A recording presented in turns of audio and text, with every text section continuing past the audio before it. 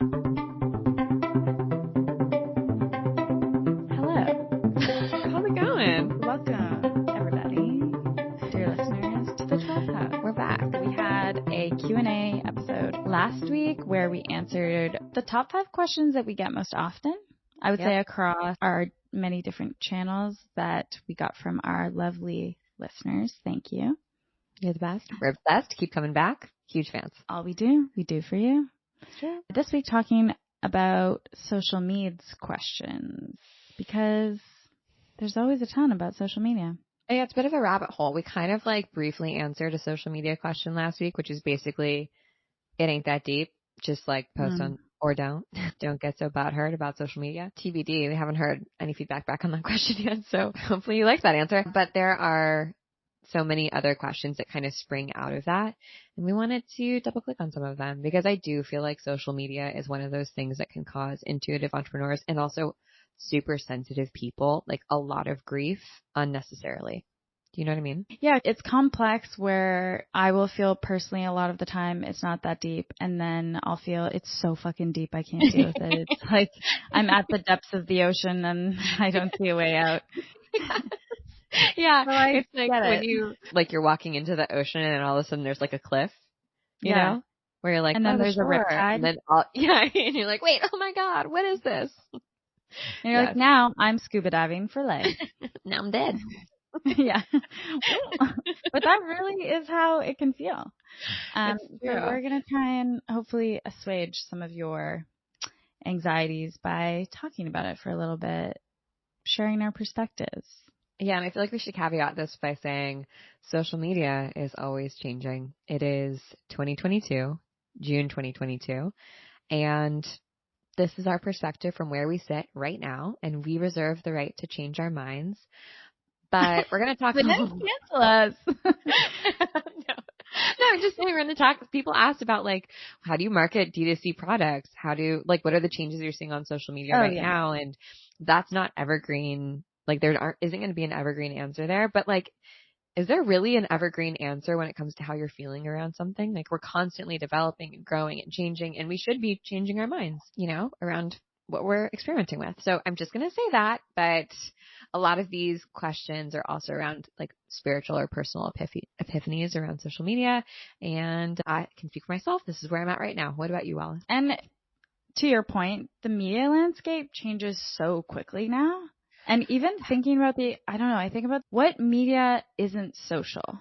We kind of talked about this last week, but social media includes a lot of different things now that we tend to bucket into TikTok, Instagram, Snapchat. But if you think about it, things like Substack and Clubhouse, Geneva, Mighty Networks, Discord, all of these things are different forms of social media, or some people think some are more like message boards, however you want to categorize it. There's very little media that is not social unless it's parasocial, which is like a TV ad or a billboard. And even then, it usually migrates in some way to another channel of media. So even Reddit like gets repurposed and spread on Instagram and TikTok and Twitter. Like all of these things are sort of multimedia, multi-channel, interconnected. So yes, it's all social.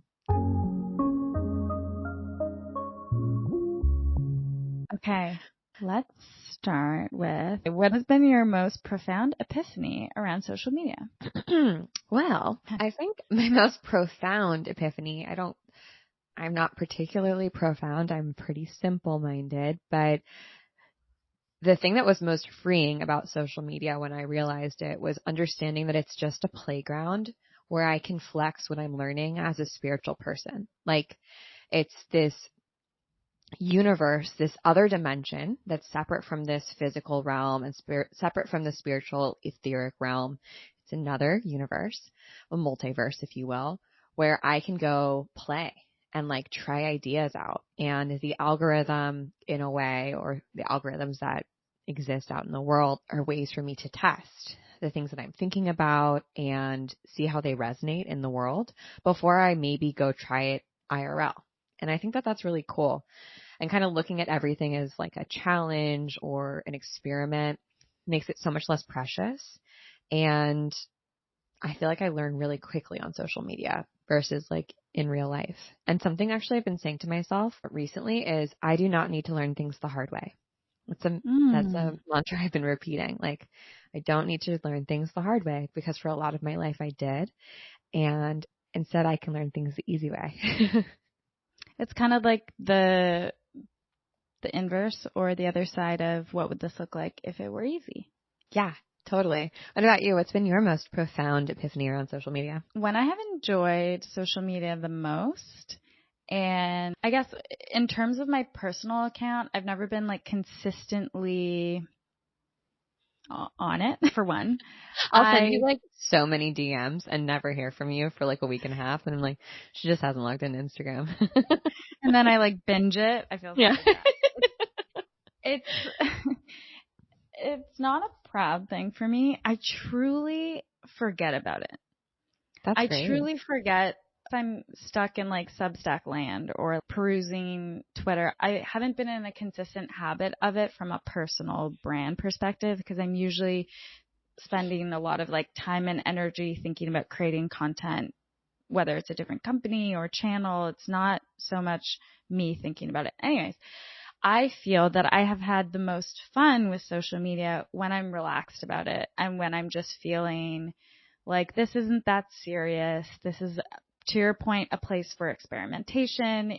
You can get feedback so rapidly, which is so great. I do think it's a great place for connection. Like, there's some people I definitely stay in touch with just via social media, like old friends or kind of acquaintances where you share information that you might not text about. So I think for me, my biggest epiphany in general is that when I have ease around it is when there's the most expansion and growth and flow, versus being like, well, I can't post this thing unless it's perfect. Right. Or the other day I was like, I haven't posted something on my feed in a year. And in my mind, which is it's huge, because you're like, oh my God, whatever goes in the feed has to be amazing. I'm like, it has to be epic. Like, this has to be a year's worth of, epicness or something, whatever. And in my mind, I was like, oh, I haven't posted in like maybe 6 months tops. And then I was like I looked at it, I was like 2021. I was like, whoa. But my long-winded way of saying that is, like many things, when you're not as precious about it and perfectionist, it's more fun when you're having more fun. Hell yeah, dude.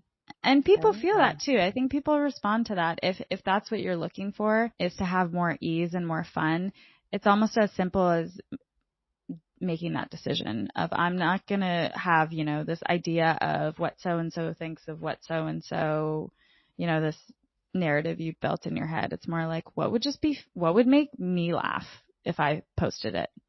Yep. Or whatever. Yeah. Or feel inspired. It doesn't have to be about making yourself laugh. But it can be. Like, it's just a place, if that's what you're testing, if you're like, wow, can I be funny?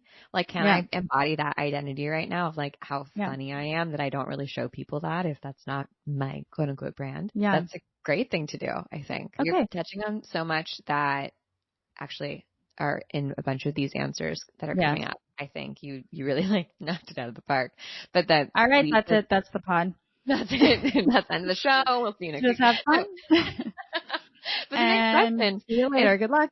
The next question is about what changes you're seeing on social media platforms. And I think, to your point, it's like the death of curation, of the like perfectly beautiful, gorgeous, well thought out content. And it's more just like, be weird. Because I think the rise of TikTok and just how fucking weird people are on TikTok in a good way, and how I don't want to use the word crazy girls. I don't want to use authentic, because I feel like it's just so overwrought, but like, yeah, you don't look good. You have bad lighting. It's not high production. You don't have a high production value, like, and people are really responding to that. People want like some grounded reality, I think, from social media. So honestly, a hyper curated feed or a hyper curated person is a turnoff. It feels like AI or something. It feels like a brand trying to be cool. We're over indexed on filters. and curation. So what people want to see is what feels more kind of off the cuff, a little bit more fun, a little bit more like did this on the fly, which reminds me of that app Be Real. I only used it for like a day because I was like, this is not something that I'm going to have the attention span to keep doing. But it basically pings you twice a day, and you can only post a photo from in the app's camera of exactly what you're doing or where you are. Yeah. And whether it succeeds or not, I think just points to exactly this era that we're in of people wanting to move towards what feels more authentic, whether it is or not. If it feels that way, it's what we want to see. Yep. And I think that has to do with, and I think we're going to see a big change. I don't know if it has to do with it, but I think we will see a shift on social media because we're moving into a recession in the United States, at least. And the last time we had a recession like this in the U.S. was year 2000 to year 2003, because 2008 was something totally different. But Y2K, everybody's gonna crash. Yeah, yes, it's like very Y2K vibes. And I've been trying to think about like, okay, what was trending at that time? Like, what were we searching for, reaching for as an economy, as, you know, as social creatures? Like, what was so popular around that period of time? And I actually think it was like the beginning of reality TV. Ooh, yeah. I have a gift for you. Sorry. It's a book, and it's called, I'm going to mess it up. But it's about how fangirls created the internet to be where it is today. And it focuses on One Direction and Tumblr, but then it zooms out basically to talk about just fangirls and how fangirls have informed the internet. And to your point, talks a lot about reality TV at the same time. So I got an extra copy. Oh my God, I can't wait to read that. I actually want to recommend a book. I'll send it to you and I'll say it out loud. It's called Dress Code, Unlocking Fashion from the New Look to Millennial Pink. And it's by the woman who kind of accidentally coined the term millennial pink. And it's so good. It's like a very philosophical, anthropological perspective. Yeah, I'll send it to you. It's great. Book exchange. Oh my God. But on that note, I do think that we're going to see more changes on social media that reflect the overall vibe shift that's coming with the recession. And that might be kind of what we've talked about on Good For You in the past, about sort of like night lux aesthetic, where people are going out, speakeasies, stuff like that, wealth and flaunting wealth, but it might also go in a totally different direction. Who really knows? TBD. Okay. The next question is, what are the biggest aha moments you've had when it comes to being comfortable being seen on social media? Do you have any thoughts, Wallace? Well, I'll speak from the vantage point of, I don't know if I'm there yet in terms of being comfortable, but kind of like we were saying earlier with the first question that we asked, or that we talked about, what's your biggest epiphany around social media? I think my biggest aha moments over the past few years have been that when I'm having the most fun and I'm not loading expectations on the things that I share or people that I'm sharing with, I'm just sharing from a place of genuine joy and curiosity. That's when it feels nourishing, and it doesn't feel like this weird game of, oh, I'm putting something out and what are people going to think of me? It's like, no, I feel really good about putting this out just because I think it's really cool. And it's okay if people don't respond to it in a specific way, because I just want to share this interest or this experience or whatever. So for me, it's really, I'm not super comfortable being seen, I think, because in some ways on social media, because I'm pretty private in a lot of ways. And I think that's also okay. I think you can still be private about a lot of parts of your life, but still show up online. It's just figuring out, how do you want to show up? Yeah. I agree so much. I think that you can be totally like quote unquote authentic and vulnerable and still not share every little thought that, you know, pounds through your head, or every experience that you're going through. And that's actually really healthy. And that discernment is a good muscle to flex. Absolutely. And this is something that we also really focus on in Digital Alters, our Notion class all about social media and showing up online. We use as a framework, really thinking about how to embody certain archetypes. Mm-hmm. And I think what that has opened up for me when thinking about showing up in different spaces online is that it has you kind of take your power back. So you can really communicate from a place of truth and holding on to your power, not giving it away to other people or other people's perceptions. Mm-hmm. And something that we focus a lot on in the class is really trying to understand, yes, the internet and social media is different than IRL interactions, but it's not, there's often these conversations I feel like of, oh, social media and internet life is not real, and then there's real life. And it's all real life in my perspective. And it's all our opportunities to make magic and to bring and call in magic and share magic. And it's maybe simplistic and corny, but a lot of it is really you get out what you put in and how you show up and what intention and energy you show up with. It, for the most part, is reflected back to you. Oh my gosh. Yes, upvote all of that. People want your magic, not your perfection. Period. Ooh. End of story. There you go. And, but really, like, it's so true that what you put into algorithms, just like with money, algorithms are amplifiers. So it amplifies what's there and what you put into it.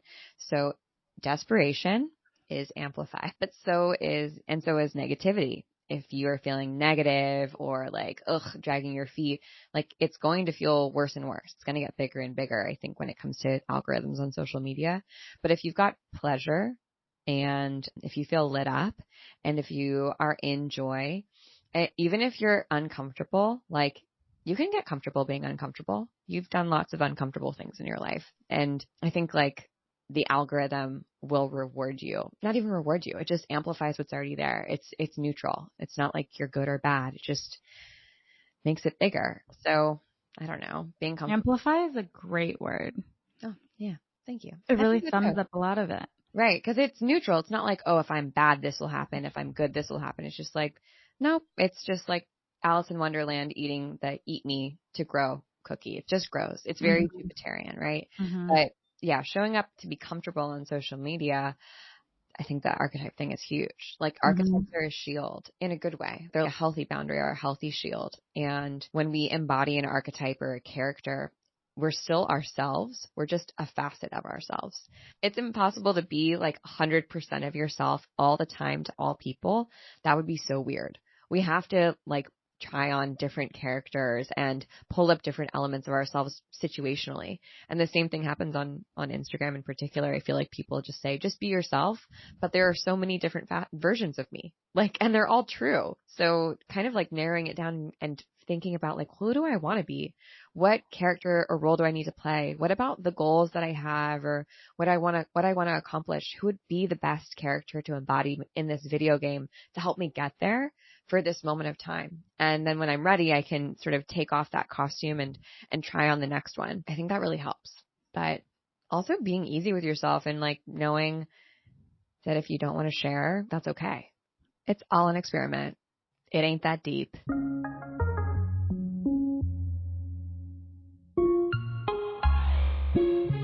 We have one last question, which is, what helps you make paradoxical moves and keep the magic alive when you're feeling kind of like, I hate this platform. I hate social media. I want to just deuces and burn it all to the ground. I like this question. Yeah, I like that. It's a little extreme, but it's good. But we all been there. Yeah, the Scorpio moon in me is like 100%. If I could be a hacker, I would have destroyed Facebook for sure. I like love that tweet when people were saying, I hope Elon Musk buys Facebook and accidentally destroys it like he did Twitter. Oh my God. But I think that this came to mind when I was looking at this question. The opposite of love is apathy. It's not hate. Yes. So when we like that Mad Men quote. What's the Mad Men quote? I forget who is saying it to Dawn, but he's basically like, I feel sorry for you. And Dawn is like, I don't think about you at all. Yeah, exactly. like burn, bro. Exactly. Yeah, I think that not 100% of the time, but when we have a strong reaction to something, that means there's something there to investigate. So if you're feeling like whoa, all this hatred or vitriol towards a platform that's not a person, that doesn't have like a soul. What is that telling you? Like maybe investigate that a little bit and figure out what that's coming from, and do a little shadow work if you want to.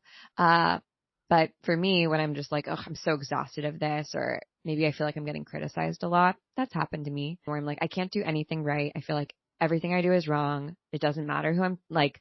Oh my gosh, when I'm like really in my feelings, I'm like, no good deed goes unpunished. And I'm like, oh my shelf, get over it. Like, stop it. Bad girl. Yeah, exactly. And then when I have those moments where I'm like feeling bad for myself and I'm just like, I should just shut the whole business down. I should just delete all my social platforms. I should just wipe myself from the internet. Then I'm like, oh my God, get over it. It's not that big of a deal. Like, not everyone's going to like you. Not everyone's going to like what you have to say. And that is okay.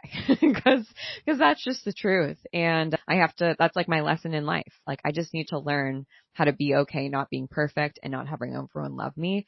And that mostly means I have to be okay with myself. For a lot of us, it's very, very human to just want to be liked by everybody. Totally. It's just, we're social creatures. It's how we are. But the other day, I was having this conversation with someone, and it's a good reminder for me, because they were having issues with this idea of, people not liking them at work. And I was like, well, do you like everyone? Like, you sure as hell don't. Yeah. I know you don't. Yeah, I know exactly. I know all the names. I got the list. And so I think it's just a good reminder of, it's not even that personal. It's just like, we only have capacity for so much. So when you're feeling this way, like getting over those humps and figuring out a way to have fun again or make it feel magical again, what's your paradoxical move go to around social media? Well, I think my paradoxical move as sort of a Scorpio person, my instinct is to be reactive and to be like, yeah, I'll just fucking deactivate my account. Fuck all of you. Right? Yeah. Like when I'm just really mad because like someone has said something nasty to me, which actually happens a lot. I feel like we don't talk about that, but it does happen quite a bit. And it's good to talk about, because it's similar to failure tolerance, which we talk about a lot. And even when you're selling something, to be able to have a good conversion rate, you receive mostly no's. Yes. Yeah. And I think that that's also an interesting way to think about when you're really putting yourself out there to be seen by a lot of people, especially if you have strong opinions or you have a lot to say. That also means that you're going to trigger a lot of people, or people will be triggered. And so you will also hear from them. Yes. And sometimes you don't even hear from the people who think you're great, which is hard to remember. I think about how many creators I love that I've never DM'd because I'm like, I don't want to be a psychopath, but I do love everything you do. Yeah. But you sure as hell will hear from the people who want to spend the time to tell you that they don't like what you're making. Yeah. And as humans, we have negativity bias. So those louder voices, and this is like, everyone knows this, but those louder voices are always going to stick out more to you. They're going to be what you remember. I remember the mean note that someone wrote me, I don't know, probably a month ago, but I get beautiful, kind emails all the time from like amazing people. And those are harder to keep in our minds, right? So for me, the paradoxical move is to just slow down, because typically I have a reaction and it's like extreme, and I'm also an emotional projector. That's my authority. So I need to like go through my energetic wave. So I'm a sleep on it person. I let it brew, let it simmer. And then I run it through my system of, is this true? Is what this person's saying about me true? And that's where knowing yourself is really helpful. Therapy is really helpful. Having friends that you trust is really helpful. And then kind of gauging that and like, is there a speck of truth there, or maybe a boulder of truth there, or not? And usually it's more on the not side than the yes side. Once I'm like, wait, I know who I am. I'm not what this person is saying. And I can't choose how they decide to think about me. There's nothing I can do about that. I can just be myself. And then I just try to like double down on being even more myself, and like not censor myself. I'm not going to go out of my way to be like rude to them or biting or spill tea or something, but I just try to like make it more fun for me. Like, what's going to be the funnest thing for me to share? What's hard about a lot of this stuff, there's no one. It's kind of just like when you feel unhealthy and you're like, what can I do to just turn it all around real quick? It's like, sometimes it's just little slow movements consistently over time. So it's like, working through when you're feeling, triggered or upset and getting to the bottom of like, what is this actually about? And I think doubling down on your interests and what makes you feel good and light and have fun is kind of a remedy. Yeah. And maybe like a lighter version answer this question when you're just feeling like blah with all of these platforms, or maybe even making content, is like, okay, well, what would make this fun for me? Like right now I'm just not really digging our social, our visuals. So I'm like, I can't wait till we have our archetype meeting later to talk about our Q3 archetypes. I'm so excited. So fun. Yeah. But like, I love when we put together like some new visuals or ideas or a vibe, and that feels like a breath of fresh air for me. And that often really inspires me to make more content of like, ooh, okay, what is this? How would this show up? What does this look like? What does this feel like? How can I do it differently? And using more parameters for myself, like sometimes even making it, instead of being like, how can I be more expansive? Thinking about like, okay, what rules can I apply to my creative process to make me more innovative? Do you know what I mean? Yeah, it's almost like constraints. Like sometimes you need a exactly. little bit of a constraint to give yourself something to jump off of. Or if you're a sacral MG in human design, you need somebody here. you need options to choose from.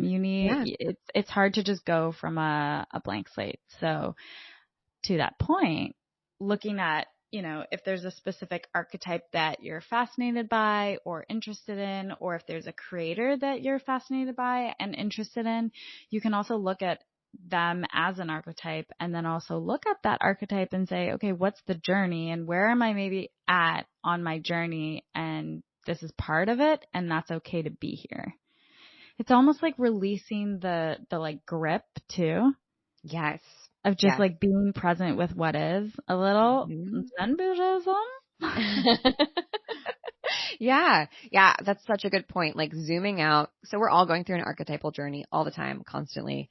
It might be the hero's journey, but it also might be an archetype journey of like, I don't know, maiden to mother to crone, or student to artist to teacher, or something like that, right? There's infinite archetype journeys, and kind of like figuring out what yours is, and then zooming out and seeing like, okay, what's the next step? And also like, what is the challenge at this place? Like when I'm playing this character, because inevitably there's always a challenge that you have to overcome to like, or surmount to become the next archetype, to embody the next version of you.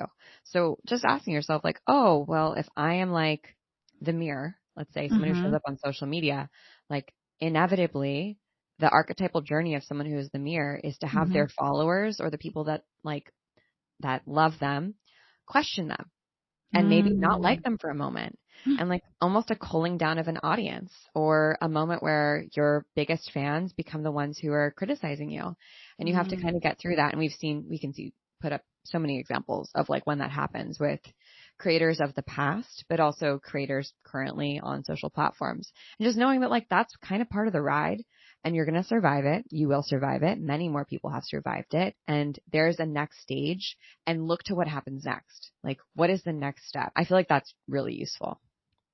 Yeah. And another way that I like to think about it that cuts through very quickly, which is pretty much the same, is what is the lesson for me in this? What is the lesson right now? Like when I'm resisting something so strongly and it feels like I'm imprisoned in whatever situation, and that's usually when I know I'm facing some kind of intense resistance. I ask myself, what is the lesson for me here, or what is the learning in this? And it's such a like quick shot into your body to be present with it. Yep. Tough stuff. It's tough, but it's good. You know? Truly. We talk about all of these ideas in Digital Altars, our class on social media, and we're actually going to run this as a binge mode Digital Altars. So it's going to be, instead of over 4 days, it's just going to be 1 day going hard on Digital Altars. So if you're a binger, if you just, I don't know, inhaled Netflix and The Ultimatum like me, then I think you're really going to enjoy it, especially if you have a squiggly brain or ADHD.